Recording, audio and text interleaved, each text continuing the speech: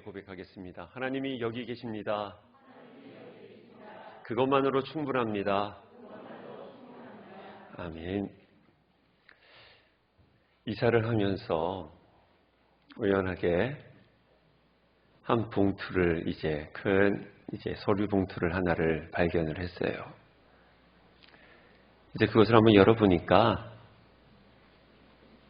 제가 처음 부임했을 때 우리 성도들이 목사님 환영합니다 라고 편지 쓴 자료들이 있더라고요. 또한 1주년 됐을 때도 우리 성도들이 편지를 써서 저에게 주신 것들인데 그것이 담겨져 있었어요.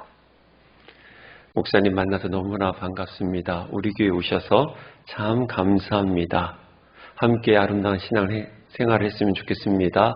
라는 아름다운 이야기들이 많았어요.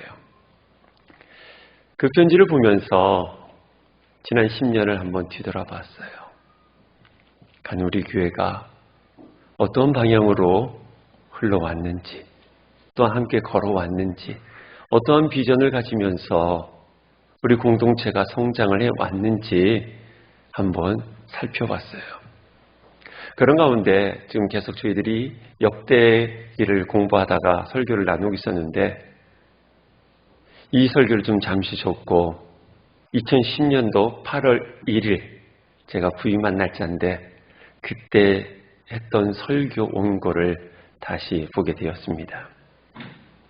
왜냐하면 우리 교회 방향과 비전을 찾으려면 첫 번째 설교로 가야 되거든요.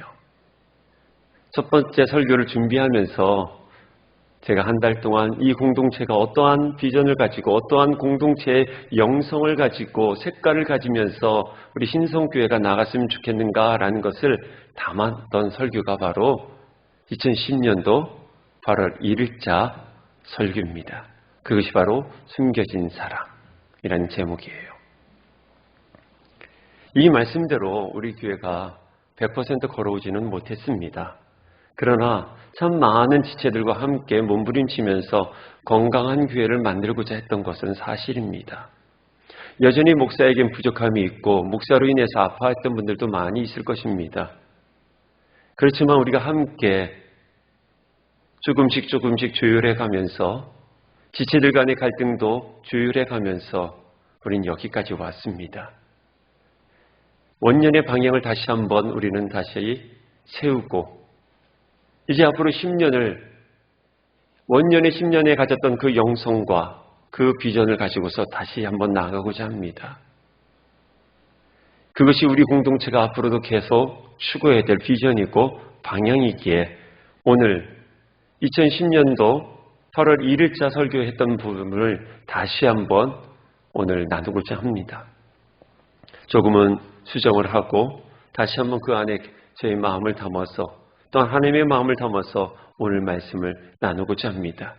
이 말씀을 들으면서 우리 공동체가 10년 전에 그 영성으로 부흥했던 것처럼 이제 앞으로 20년 동안 우리가 다시 한번 이 말씀을 부여잡고 우리의 방향성을 잡고 우리의 신앙의 가치관을 잡고 우리의 건강한 신앙을 만들어낸 이 공동체를 함께 부흥시킬 수 있는 우리 모두가 되기를 주의 이름으로 축원합니다.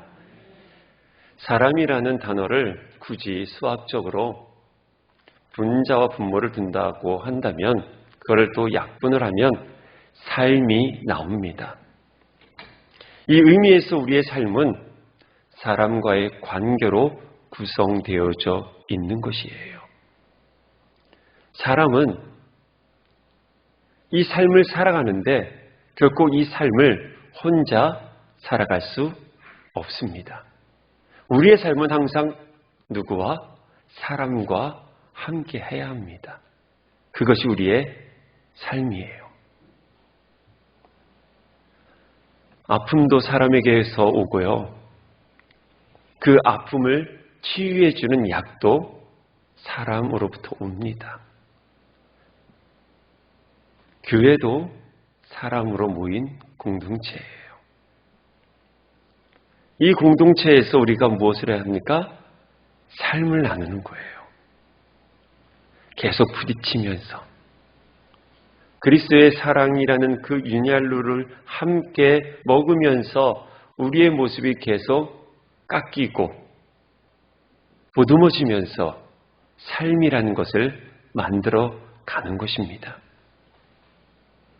또한 우리 사람 인자를 잘 알지 않습니까? 그 사람 인자를 보면 서로를 받쳐주는 것처럼 삶은 서로를 받쳐주는 거예요. 서로의 관계 속에서 끈을 엮이고 설키면서 서로를 알아가주고 도와주고 의지하고 사랑하면서 살아가는 존재들이 저와 여러분 사람이라는 거예요. 그것이 또 삶이고요. 이런 의미에서 이 세상은 독불장군이 없는 듯합니다. 또한 그런 의미에서도 신앙은 혼자 할 수가 없는 거예요. 지금 우리가 여기 예배자로 서 있는 것은 사랑하는 부모님들이나 가족, 친구, 교회 공동체 지체들 통해서 수많은 사람들의 도움과 사랑으로 우리가 여기에 있는 것이에요. 그것뿐입니까? 보이지 않는 그 누군가의 사랑과 손길, 그리고 관심과 기도를 덧입어서 우리는 지금 예배자로 서 있는 것입니다. 그래서 우리는 어떻게 살아야 되느냐? 우리의 삶을 선한 영향력을 끼칠 수 있는 근원지의 삶으로 살아가야 된다는 거예요. 왜요? 우리는 계속 관계를 맺는 삶이기 때문에 보이지 않게끔 계속 누군가에게 영향력을 주는데 그 영향력을 우리는 건강한 영향력을 줘야 한다는 것이에요. 이 영향력을 통해서 한 지체가 행복해질 수도 있고요. 한 가정이 행복해지고 한 교회가, 한 사회가, 한 나라가 행복해질 수 있거든요. 우리가 영향력을 어떻게 주느냐에 따라서 지체들이 큰 웃음을 짓고요. 지친 어깨를 다시 한번 일으키고요. 처진 마음, 무너질 것 같은 마음이 다시 한번 보담아져서 살아갈 힘을 얻는다는 거예요. 최근에도 한 배구 선수가 운명을 했지요. 외로웠던 거죠. 계약이 안 되고 이미 탈퇴를 할 수밖에 없는 그런 상황 속에서 그 누군가가 선한 영향력을 좀 줬다면 그 선수는 아마 다시 일어날 수 있었을 거예요. 여러분들 왜 예수를 믿습니까? 여러분들 왜 오늘 예배자로 나왔습니까? 그 영향력을 아웃풋하려고 나온 거 아닙니까? 오늘 예배를 통해서 인풋을 받고 그것을 나의 삶의 자리에서 흘러가게끔 만들려고 우리가 예배자로 쓴 거 아닙니까? 예수를 믿는 이유도 그거 아닙니까? 은혜는 받으면서도 다른 사람들에게 선한 영향력을 주지를 못한다면 과연 우리가 예수쟁일까요? 정말 우리가 매일매일 예배를 드릴 자격이 될까요? 지금도 숨을 쉬기가 어려운 자들이 참 많습니다. 마음의 여백이 없어서 지쳐있는 자들이 참 많이 있는 듯합니다. 그들에게 누가 필요할까요? 저는 단연코 바로 우리를 하나님이 세우셨다고 믿습니다. 그래서 어제 아침 예배 때 그런 말씀을 드렸죠. 하나님과 화목하고 또 하나님께서 우리에게 화목하게 하는 직책을 주셨다고 그랬습니다. 저와 여러분들이 예수 그리스도를 영접한 이후로부터는 하나님께서 우리에게 주신 게 뭐냐면 지체들과 화목하게 할 수 있는 그러한 직책을 주셨다는 거예요. 근데 우리는 이거를 망각을 하죠. 이걸 전혀 생각을 하지 않아요. 왜요? 나만 잘 믿으면 된다고 생각하고요. 나만 잘 살면 된다고 생각을 해요. 이만큼 오만한 것이 어디 있겠습니까? 이 사회에서 크리스천으로서 우리가 참 오만하고요. 교만한 모습을 보이고 있는 것이죠. 아니면 우리들의 신앙이 보면 무책임하기도 하고 우리의 신앙이 복음의 참된 가치를 모르면서 형식으로만 가지고 있는 그런 모습을 가지고 있어요. 그래서 이야기합니다. 목사님, 저도 힘듭니다. 저 겨우 버티고 있는데요. 아니요. 하나님은 우리에게 화목하게 하는 직책, 그 책임, 그 섬김, 봉사를 주셨어요. 할 수 있습니다. 정말 어려운 상황 속에서도 우리의 아름다운 언어로 누군가에게 선한 영향력을 줄 수도 있고요. 우리가 찾아가서 한 호흡을 줄 수도 있는 것이죠. 이럴 때 한 지체가 일어나고요. 한 공동체가 회복되어지고요. 한 나라가 회복이 되어지는 거고, 이로 인해서 하나님의 나라가 이 땅에 충만해져 가는 것이 하나님께서 우리에게 원하시는 삶이요, 사역이고 사명인 것이에요. 지난 10년 동안 우리는 과연 어떻게 왔을까요? 우리 공동체는 끊임없이 이것을 추구하고 끊임없이 공동체의 회복을 통해서 선한 영향력을 이 땅으로 우리 지체들에게 더욱더 낮은 곳으로 흘러가게끔 훈련을 했던 것이 우리 공동체의 모습입니다. 조금 가진 자가 몸을 낮추면요, 그 낮춤으로 인해서 선한 영향력이 아래로 흘러갈 수 있는 것이죠. 여러분들은 지금 얼마큼 믿음의 자세를 낮추고 계십니까? 여러분들의 신앙의 자세를 얼마큼 낮추면서 지체들에게 선한 영향력을 끊임없이 흘러가게끔 하고 계신지요? 사랑하는 여러분, 왜냐하면 이것이 우리의 삶이기 때문에 그래요. 신성교회라는 교인으로서 하나로 묶어놓은 하나님께서 계획하신 삶이기 때문에 우리는 이것을 감당해야 하는 거예요. 끊임없는 관계와 관계 속에서 우리는 상처를 받지만 그 안에서 우리는 계속 어떻게 됩니까? 회복이 되어지고 치유되어져 가고 있습니다. 배수영 씨가 쓴 21세기 리더십이라는 에세이에 멀리 가는 노래라는 짧은 이야기가 담겨져 있어요. 내용은 이렇습니다. 바다 사자가 바다 제비에게 제안을 합니다. 누가 소리가 더 큰지, 누가 소리가 멀리 가는지 우리 한번 시합을 해보자 라고 제안을 해요. 그래서 시합의 공평성을 기하기 위해서 갈매기를 심판관으로 정합니다. 그래서 먼저 바다 사자가 수평선을 향해서 큰 소리로 와 소리를 냅니다. 정말 큽니다. 엄청난 큰 소리를 냈습니다. 온통 바다에 가득 차 있는 듯 합니다. 그 다음에 이제 바다제비가 소리를 지릅니다. 바다제비가 소리 질러봤자 얼마나 크겠습니까? 지지배배 지지배 하면서 아무리 목청을 했는데도 울림이 별로 없는 듯 합니다. 이제 심판관이 이제 그것이 얼만큼 들렸는지 저 바다 가까이 있는 섬으로 날아갑니다. 날아가서 거기에 있는 두유새에게 묻습니다. 어떤 소리를 들었느냐고. 두유새가 말합니다. 바다 사자 소리는 정말로 크고 바다제비 소리는 실같이 가늘었다라고 이야기를 해요. 그래서 여기서 끝나는 것이 아니라 갈매기가 저 멀리 있는 또 자그마한 섬에 또 날아갑니다. 날아가서 거기에 있는 소라에게 물어봅니다. 소라야, 소라야, 너는 무슨 소리 들었니? 바다 사자 소리를 들어봤니? 그러니까 소라가 말합니다. 나는 바다 사자의 소리는 듣지 못했어.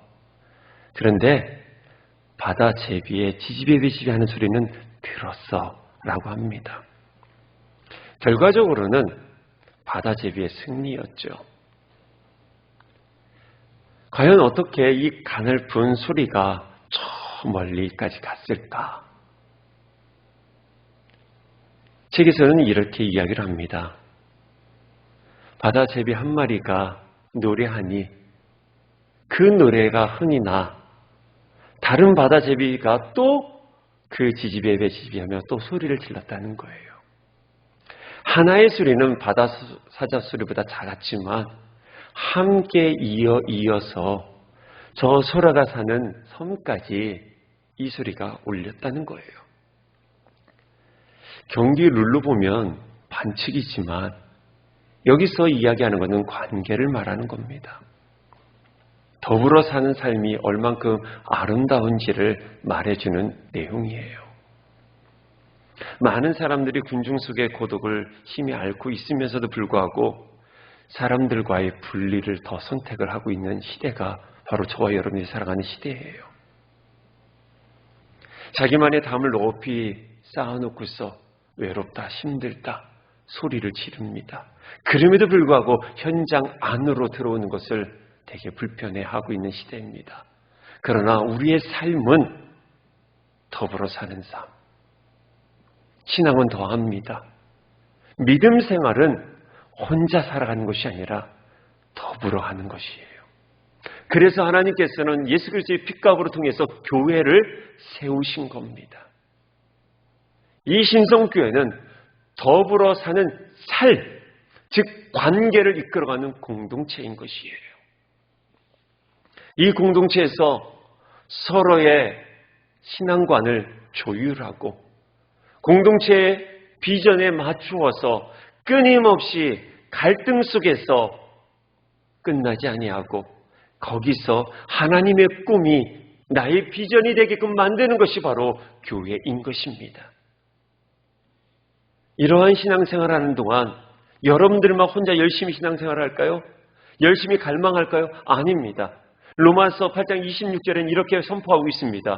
이와 같이 성령도 우리의 연약함을 도우시나니 우리는 마땅히 기도할 바를 알지 못하나 오직 성령이 말할 수 없는 탄식으로 우리를 위하여 친히 간구하시니라. 아멘. 우리만이 신앙생활로 더불어 살아가는 것이 아니라 이런 더불어 살아가는 우리의 신앙 속에 성령님께서 함께해 주셔서 끊임없이 조율하며 하나 되게끔 만들어 주신다는 거예요. 이뿐입니까? 우리 신앙생활을 하면서 부족한 종을 통해서 또는 우리 장로님과 안수 집사님을 통해서 우리 권사님을 통해서 나무 리더들을 통해서 수많은 사람들이 사랑을 보여줬고 그리고 실천해주고 증거해주면서 우리는 여기까지 온 것입니다.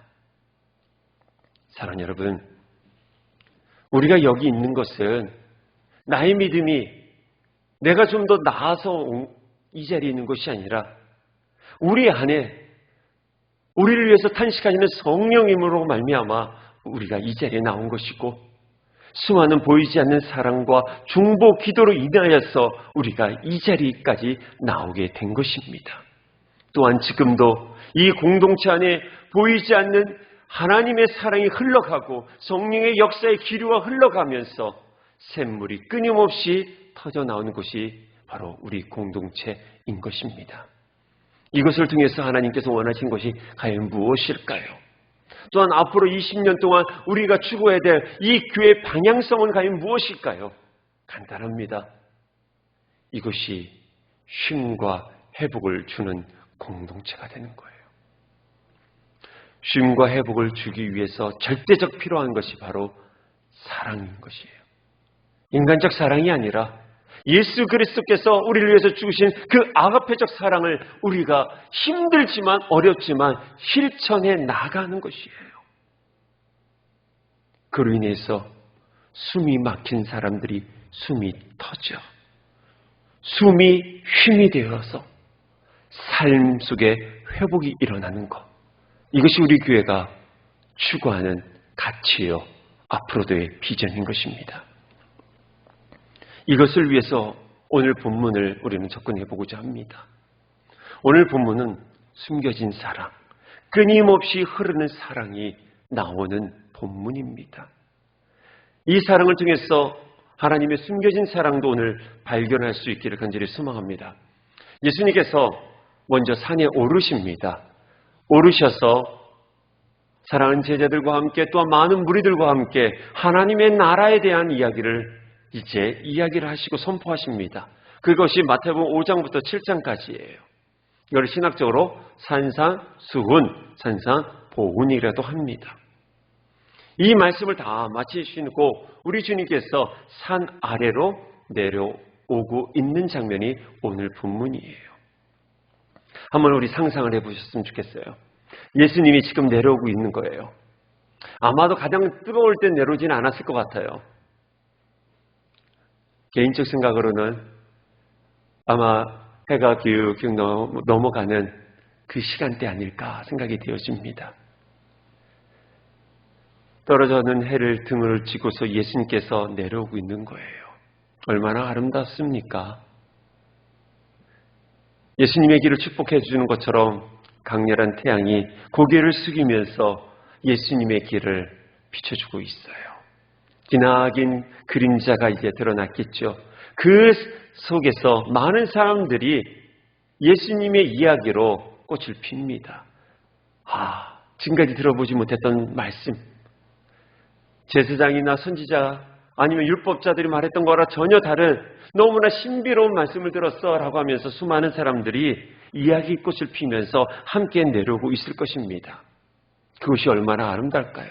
그것이 바로 천국이 아닐까요? 저는 꿈꿉니다. 예수님의 이야기가 가득한 교회가 얼마나 아름다울까요? 우리 공동체가 함께 모이면 항상 우리 예수님의 이야기로 가득한 교회가 됐으면 좋겠어요. 자기 자식 자랑도 아니고 자기의 사업의 이야기도 아니고 내가 만난 예수님의 이야기로만 가득한 교회가 되면 얼마나 좋을까요? 우리 청년들이 취업 문제, 게임 이야기 이런 것이 아니라 내가 만난 이번 주 동안 말씀 통해서 만난 예수님의 이야기로 가득한 교회면 얼마나 좋을까요? 저는 꿈꿉니다. 우리 교회가 바로 예수님의 이야기로 가득한 교회가 되기야. 그래서 지쳐있는 자들이 예수님의 이야기로 회복되어지고 그 영혼이 다시 한번 소생되는 역사가 일어나기를 간절히 소망합니다. 근데 문제가 발생이 되어져요. 이렇게 예수님의 이야기로 가득한 곳, 그곳에 문제가 발생이 되어집니다. 많은 사람들이 갑자기 숨을 죽입니다. 이야기 꽃향기도 군중 속으로 조용히 모습을 감춰버립니다. 마치 이제 홍해의 바다가 갈라지듯 군중들이 두 갈래로 갈라지면서 많은 시선들이 한 사람에게 집중되어지기 시작합니다. 집중되어진 그곳에 썩은 냄새가 진동하기 시작해요. 좀 전까지만 해도 향기로운 예수님의 이야기를 가득했던 그곳에 썩은 냄새가 진동합니다. 사람들이 웅성웅성거려요. 이게 무슨 냄새지? 코를 잡으면서 이야기합니다. 구토날 정도로 냄새가 가득해요. 그 냄새 가운데 붕대를 감고 손과 발이 성한 곳이 한 개도 없는 나병 환자가 서 있는 거예요. 사랑하는 여러분, 교회가 예수님의 이야기로 가득하지만 항상 문제가 우리 가운데는 일어나요. 왜요? 삶이 있는 곳이기 때문에 그래요. 예수를 믿어도 우리는 삶을 살아가기 때문에 그 안에 항상 문제가 발생해요. 우리 교회도 이 예수님의 이야기로 가득한 교회가 되지만 이 현장 가운데도 여전히 우리의 문제가 있어서 냄새가 나고 머리가 아픈 일들이 우리 가운데 있을 수 있는 것이에요. 그럼 어떻게 할까요? 과연 이런 문제 속에서 과연 예수님은 어떻게 하셨을까요? 오늘 본문에 이 나병 환자가 나옵니다. 여러분들 나병 환자를 보신 적 있으십니까? 저는 본 적이 있고 그들과 함께 일주일 동안 살아본 적이 있어요. 정말 손 마디마디가 다 빠지고 어떤 분은 귀가 떨어져 나가고 어떤 분은 눈이 빠진 분도 있고요. 그런 분들과 한번 살아본 적이 있는데 처음에 그분들을 대했을 때는 매우 충격적이었었어요. 그 당시 나병 환자를 본 사람들의 시선도 저와 같았을 것 같아요. 수많은 사람들이 그 모습 보면서 안타까운 모습보다는 두려움이 있었을 것이고 징그럽다고 그러한 시선으로 바라봤을 것 같아요.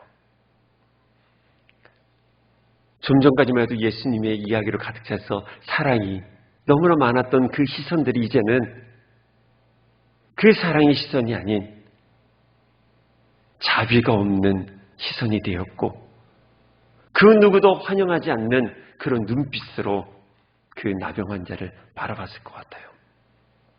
이때 나병 환자가 주님께 나와 말합니다. 주여 원하시면 저를 깨끗하게 하실 수 있나이다 라고 이야기를 해요. 자, 우리가 이때 이 본문의 정황을 구약의 율법의 관점으로 한번 볼 필요가 있어요. 구약 시대에는 나병 환자에 대한 규례가 어떻게 되었냐면 사람들과 함께 살 수 없게끔 만들었어요. 왜냐하면 전염병이기 때문에 저 멀리 성 바깥에 외롭게 살 수밖에 없는 존재가 바로 나병 환자였어요. 예수님 시대도 마찬가지입니다. 구약의 율법이 여전히 규례와 간섭이 지배하고 있는 시대이기 때문에 그 당시에 나병 환자들도 도시에 살 수 없었던 것이에요.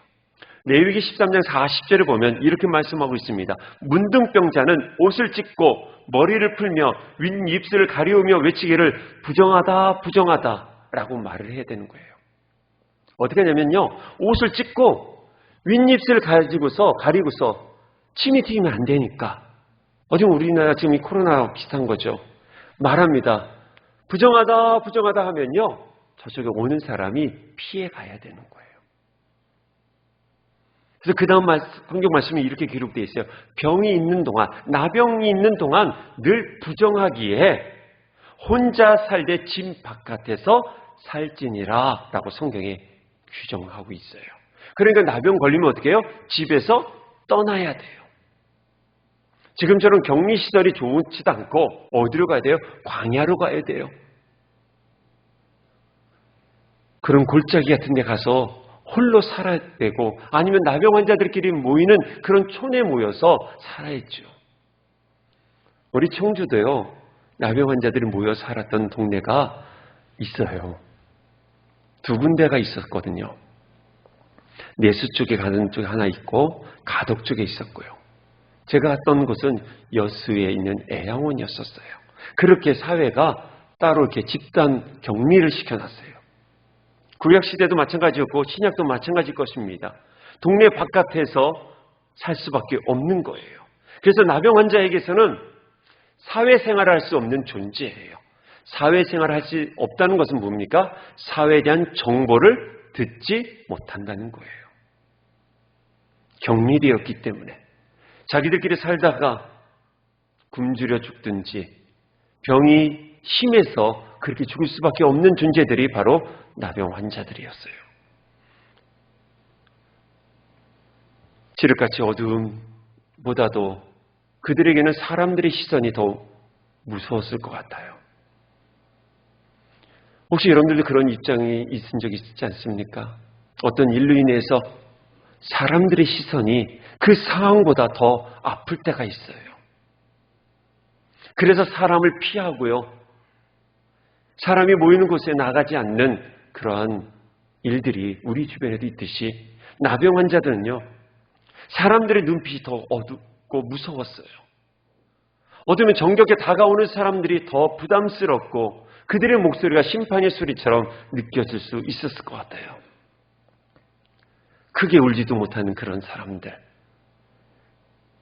크게 울다가는 눈알이 빠질 수도 있고 눈물을 닦다 보면 눈썹이 빠질 수도 있는 그런 사람에게 속으로 울 수밖에 없는 사람들이 나병 환자들이었죠. 그래서 그들은 삶이 없는 거예요. 왜요? 사람이 관계가 없었어. 그 외로움은 이루 말할 수 없는 거죠. 이런 사람이 어떻게 예수님 앞에 나올 수 있었을까요? 정보가 없고 지금처럼 카톡이 있는 것도 아니고 예수님에 대해서 전혀 정보를 들을 수 없는 그 사람, 사회에서 격리되었던 그 사람이 어떻게 이 무리들 앞에 나올 수 있었을까요? 도저히 이해되지 않는 상황 아니겠습니까? 과연 그 무언가가 나병 환자를 이 기적의 현장으로 끌어냈을까요? 성경에는요, 나와 있지 않아요. 나병 환자가 무리로 나올 수 있게끔 하는 동기에 대해서는 성경은 기록해 주지 않아요. 근데 우리 사랑하는 여러분, 우리 지금 영적 상상력을 가지고 한번 현장으로 들어갔으면 좋겠어요. 이 나병 환자가 나올 수 있었던 이유는 과연 무엇일까요? 또 나병 환자가 이 앞으로 나온다는 것은요, 죽음을 각오하고 나오는 거거든요. 왜냐하면 그 당시 규례에 따지면 나병 환자가 사람들 앞에 나오면 돌로 쳐 죽여도 무관한 거였어요. 그냥 죽여도. 왜요? 사회가 전염병으로 인해서 더 어려움이 당하니까 죽여도 되는 거였었어요. 근데 지금 나병 환자가 그 죽음을 무릅쓰고 사람들 앞으로 나와 있다는 거예요. 돌을 맞을 각오를 하고 지금 나와 있다는 것이에요.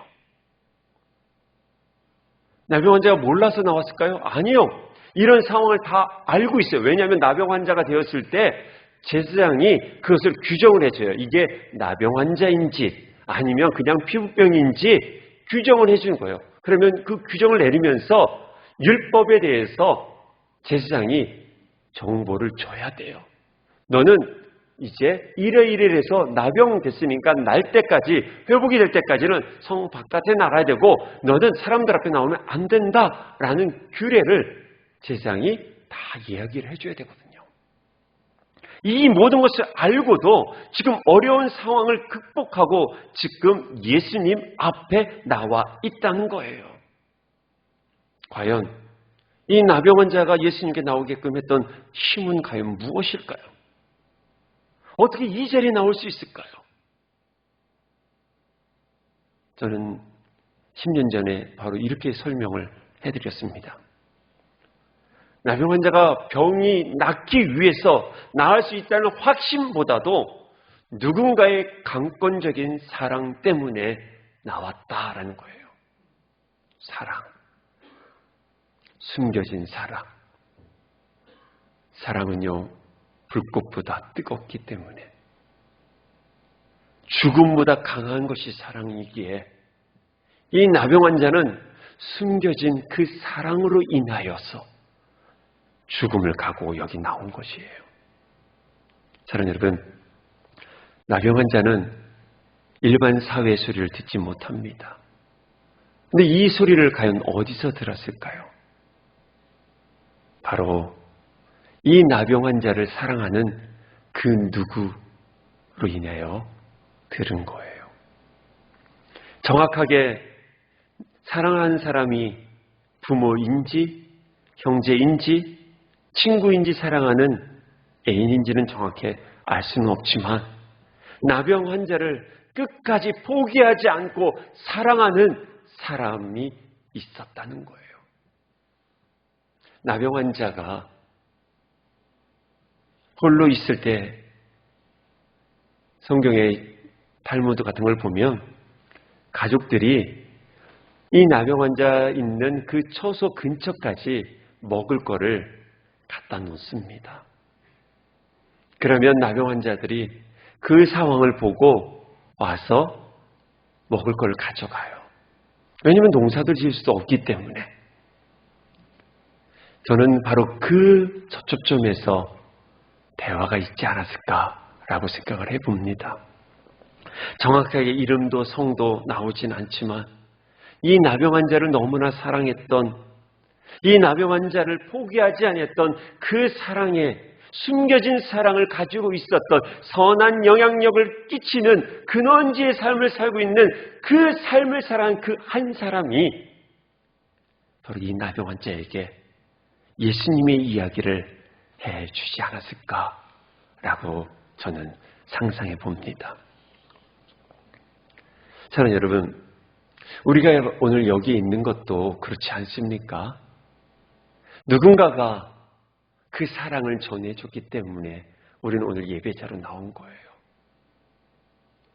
누군가가 숨겨진 사랑으로 끊임없이 기도하면서 우리가 영적으로 넘어지지 않도록 붙잡아 줬기 때문에 오늘 우리가 여기 나오지 않았나요?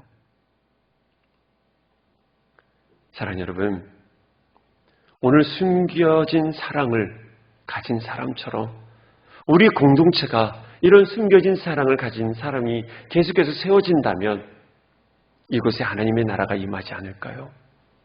내가 너무나 힘든데 누군가 숨겨진 사랑을 계속 몸을 낮추어서 계속 흘려보내면 그로 인해서 우리가 일어났었고 또한 앞으로도 일어나지 않을까요? 숨겨진 사랑은 목숨을 걸고 예수님 앞에 나오게끔 한 그러한 에너지를 만들었습니다. 이런 시가 있지요. 하루에도 몇 번씩이라는 시입니다. 그 내용은 이렇습니다. 생각나는 사람이 있습니다. 얼굴만 떠올려도 좋은 사람, 이름만 들어도 느낌이 오는 사람, 아침 내내 그렇게 그립다가도 언덕 끝에 달림이 걸린 그런 밤이 되면 또다시 그리운 사람, 내 모든 걸 다 주고 싶도록 간절히 보고픈 사람, 그런 사람이 있습니다. 오늘 성경에 나오지 않는 그 누군가가 바로 이런 마음을 가지고 있는 사람이 아니었을까요? 격리되어 홀로 외롭게 있는 그 사람을 끊임없이 사랑했던 그 사람. 이 시처럼 그 사랑을 가지고 있었기에 달려가서 예수님의 이야기를 전해 준 것이죠. 저는 소망합니다. 우리 공동체가 이 노래를 끊임없이 불렀으면 좋겠어요. 이 시를 끊임없이 불러가며 지쳐있는 그 누군가를 일으켜줄 수 있는 숨겨진 사랑을 아래로 끊임없이 흘려보내는 하나님의 사람이 되길 간절히 축원합니다. 다시 한번 또 상상을 해봅시다. 이름 없는 그 누군가가 음식을 가지고 나왔을 때 아마 음식을 놓고서 좀 멀리 떨어져서 자기 그 사랑하는 사람이 나오기를 기다렸겠죠. 그 사랑하는 나병 환자가 나왔을 때 한 걸음을 달려가서 이렇게 말했을 것 같아요. 예수님이란 분이 우리 동네에 오신대. 그는 하나님의 아들이래. 말씀이 정말 아름답대. 그분이 너를 만지시면 아마 회복될 거야. 그 예수님께 한번 나아가 보지 않겠니? 라고 이야기했을 것 같아요. 근데 우리가 또 이성적으로 생각해 보기에 말씀 끝나고서 문둥병자를 치유하는 거니까 바로 연속으로 이어졌을 거라고 생각이 되었지만 저는 그렇게 보지 않아요. 왜냐하면 성경은 그냥 써진 게 아니라 편지 비평이라는 틀 속에서 이루어졌기에 5장부터 7장까지는 산상수훈이고 8장부터 10장까지는 치유 기적으로만 다 모아두었습니다. 그러니까 그 사건 이후 바로 이 사건이 있을 거라는 것이 아니라 또 다른 사건들이 또 앞에 있을 수도 있다는 거예요. 그러니까 이 보이지 않는 숨겨진 사랑을 가진 사람이 그 나병 환자에게 말한 거죠. 예수님이 누구를 치유했대. 너도 예수님께 나아가면 치유받을 수 있어 라고 했을 거라는 거예요. 이랬을 때 나병 환자의 반응은 어땠을까요? 처음부터 그래? 한번 가볼까? 라고 하지 않았죠. 왜요? 현실이 그렇지 않아요. 내 마음의 상태가 그렇지 않으니까 나아갈 수 없는 거예요. 우리도 그렇지 않습니까? 문제가 있어요. 그래서 옆에 권사님이 집사님들이 와서 권면합니다. 집사님 우리 회복합시다. 근데 어때요? 마음 문이 열리지 않으니까 아니요 됐어요 라고 했지 않겠습니까? 나병 환자도 마찬가지예요. 이렇게 말했을 것 같아요. 나는 하늘의 저주를 받은 사람이야. 하나님이 벌을 내리신 거야. 내가 예수님께 나아간다면 사람들이 나를 뭐라고 하겠어? 돌로 쳐 죽이지 않겠어? 나 그냥 이렇게 살래. 라고 마음의 문을 열지 않았을 것 같아요. 그런데 과연 숨겨진 사랑을 가진 그 사람이 포기했을까요? 우리는 여기서 이것을 가져야 돼요. 한 번 했다고 포기하는 것이 아니라 끊임없이, 왜요? 숨겨진 사랑은 불보다도 더 강렬하기에 포기하지 않는 거예요. 아마 또 권면했겠죠. 끊임없이 권면했겠죠. 이래 죽나 저래 죽나 우리 예수님께 한번 나아가 보자. 예수님이 우리를 치유해 줄 수 있어. 내일 꼭 와. 라고 하지 않았을까요? 이 울림이 나병 환자에게 있었을 것 같아요. 그래서 그 울림이 밤새도록 그의 마음을 계속 힘들게 했겠죠. 나아갈까? 아니야. 가면 난 죽어. 아니야. 한번 가볼까? 아니야. 자신이 없어. 마음의 문을 열려고 하다가 닫아버리고 열려고 하다가 닫아버리고 계속 우리의 마음이 갈등이 있었겠죠. 그래서 아마 밤새 잠도 못 잤을 것 같아요. 그런데 사랑 여러분, 사랑이 더 강하다는 걸 기억하셔야 돼요. 그 사랑이 이 나병 환자를 움직입니다. 그래, 한번 넘어가 보자. 그런데 사랑이요, 환경을 뛰어넘고요, 조건과 사항을 넘어서는 거예요. 그래서 나병 환자가 어떻게 됩니까? 예수님께 드디어 나온 거예요. 오늘 본문에 나와 있지 않지만 이것이 만약 영화로 되어졌다면 저쪽에서 한 걸음 한 걸음 주변을 두리번 하면서 이 나병 환자가 나왔겠죠. 또한 예수님 무리 속에는 그 숨겨진 사랑을 가진 사람이 또 있을 것 같아요. 그 사람은 어떻게 했을까요? 어디 보나 두리번 하고 있지 않았을까요? 또한 한편은 예수님도 기다리고 있었을 것 같아요. 사랑하는 수많은 사람들과 함께 하면서도 예수님의 시선은 그 나병 환자를 기다리고 있지 않았을까요? 왜요? 전능하신 하나님이기에. 이런 것이 함께 이제 쫙 이어지는 것이 바로 오늘 본문인 것이에요. 드디어 나병 환자가 나와 말합니다. 주여, 원하시면 저를 깨끗게 하실 수 있나이다. 그래서 우리 주님이 어떻게 하십니까? 기다리듯이 손을 내밀어. 이게 되게 중요해요. 나병 환자잖아요. 만지면 안 돼요. 그래서 우리는 누군가를 회복시킬 때 항상 내 안에 기준이 있어요. 내가 이런 말 하면 안 되겠지? 내가 지금 가면 안 되겠지? 왜요? 계속 내 안에 틀을 가져요. 아니요. 손을 내미는 거예요. 예수님은 손을 내미시고 그의 손을 잡으시면서 말씀하십니다. 네가 원하노니 그러면 그렇게 되라 그래요. 내가 원한다. 깨끗해질지어다 그래요. 사랑하는 여러분, 이 숨겨진 사랑은 바로 이렇게 해서 완벽하게 결론을 맺어요. 문둥병자, 나병 환자가 믿음으로 병을 고침을 받아요. 자, 믿음으로 고침을 받기 위해서 반드시 있어야 될 선행된 조건이 있습니다. 사랑의 수고입니다. 믿음은요, 사랑의 수고로 말미암아 발생되어지는 거예요. 여러분들의 믿음이 그냥 생겼습니까? 아니요. 밤낮 여러분들을 위해서 기도하는 여러분들의 부모님의 기도가 있었고, 사랑하는 아내의 기도, 남편의 기도, 교육자들의 기도, 지체들의 기도가 있었던 거예요. 그 사랑의 수고로 말미암아 여러분들의 믿음으로 나왔기 때문에 그 믿음대로 여러분들이 지금 살아가고 있는 것이에요. 그렇다면 믿음이 있는 분이라면 이제 여러분들은 사랑의 수고를 이제 다시 하셔야 되는 거예요. 그것이 바로 삶입니다. 그것이 선한 영향력을 끼치는 근원지의 삶을 살아가는 저와 여러분들의 모습인 것입니다. 그 사람의 믿음이 나병 환자 옆에 나오는 그 믿음을 바로 보이지 않는 숨겨진 사랑 때문에 이루어진 거예요. 우리 공동체는 10년 동안 바로 숨겨진 사랑으로 여기까지 왔습니다.